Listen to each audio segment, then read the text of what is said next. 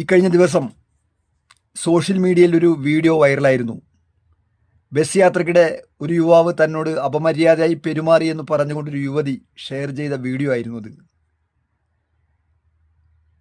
Social മീഡിയയിൽ വരുന്ന വീഡിയോകൾ അതിൻ്റെ നിജസ്ഥിതി ബോധ്യപ്പെടാതെ തന്നെ നമ്മൾ പലപ്പോഴും ലൈക്ക് ചെയ്യും, ഷെയർ ചെയ്യുകയും ഒക്കെ ചെയ്യാറുണ്ട്.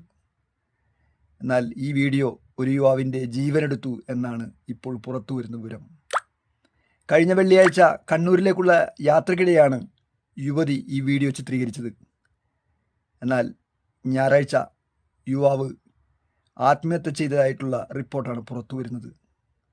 അച്ഛനും അമ്മയും മാത്രം വീട്ടിലുള്ള സമയത്താണ് യുവാവ് ആത്മഹത്യ ചെയ്തത്. കോഴിക്കോട് ഗോവിന്ദപുരം സ്വദേശി ദീപക് 41 വയസ്സാണ് ആത്മഹത്യ ചെയ്തത്.